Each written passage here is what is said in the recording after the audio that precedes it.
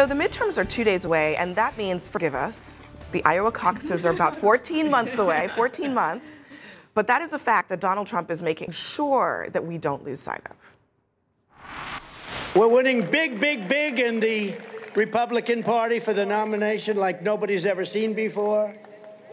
Let's see, there it is, Trump at 71, Ron DeSanctimonious at 10%, Mike Pence at 7%. Oh, Mike's doing better than I thought. In case you missed it, that was a not-so-subtle jab at two potential presidential rivals, Florida Governor Ron DeSantis and his former vice president, Mike Pence, at a rally last night in Pennsylvania. CNN is reporting that Trump could announce a campaign as soon as November 14th. That is a week from tomorrow, which he all but confirmed last night. Everybody, I promise you, in the very next very, very, very short period of time, you're going to be so happy, okay? If you're announcing your presidential bid in November, 2 years before the next presidential election, is that a sign of strength or a sign of weakness? That maybe he's trying to put a stake in the ground right now? Well, honestly, it's not that far off the norm because we have seen it. You know, it's typically been, I guess, the new year, January. At least I think. I mean, yes, years ago it was a lot farther out. But I mean, honestly, these Republicans have started running for president already. I mean, Mike Pompeo has a team in Iowa. There are, rumblings that DeSantis could be planning trips to early states. He was very careful in how he handled his endorsements in early primary states. For example, he stayed out of some critical New Hampshire primaries that I know from my reporting that some of the candidates would have really liked him to weigh in on, and he didn't because he didn't want to make anybody mad in a state that he might want to win, I guess just over a year from now, right, when we're looking at the Iowa caucus and the New Hampshire primary. But the reality is for Trump, I mean, you saw, I mean, that was giving me flashbacks, I don't know about you guys, to those debate stages that we saw in 2015 where it's Donald Trump in the center, kind of knocking out Republican candidate after Republican candidate, one at a time. We were laughing about Ron DeSanctimonious because the thing that Trump can do better than anyone in the context of a pure political campaign is sense weakness, identify it, and convince people that it's true. And he's already starting to do that with DeSantis. I mean, he certainly has that ability. I mean, the sort of pettiness around this nickname. I mean, it's sort of like Real Housewives level of petty. And I mean that as a compliment in so many ways.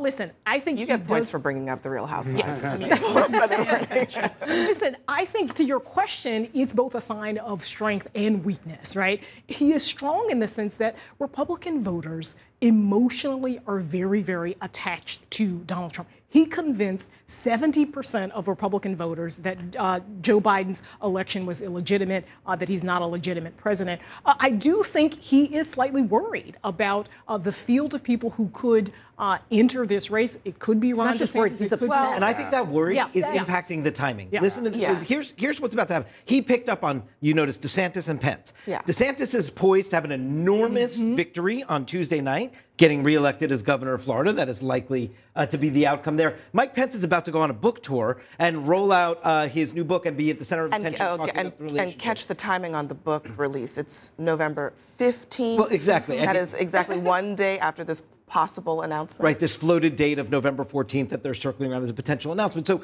he clearly, I agree with you. I think that shows clear concern, or at least he's getting to work. For the last 2 years, it's been Donald Trump on a sort of greatest hits roadshow. Now we're getting the new material. The new album is out, and he's getting. But the new material is very much like the old material. It is like the old material. It worked for him in 2015, as Casey was just pointing out. And so what this signals to me is, we all, I think, assume he is going to get into this race. And he wants to get in early because he defines the playing field. That's a part of his political success better than most candidates. And I don't think we should also forget the fact that he is under significant investigations that could lead him to significant legal liability. And this has to be driving some decision making and announcing early. Remember, we were talking about him potentially announcing during the midterm season because he wants to use the investigations as a way to say there's a witch hunt against me, et cetera, et cetera, et cetera. He held off here, though, because he got urged by Republican leaders not to come forward during the midterms.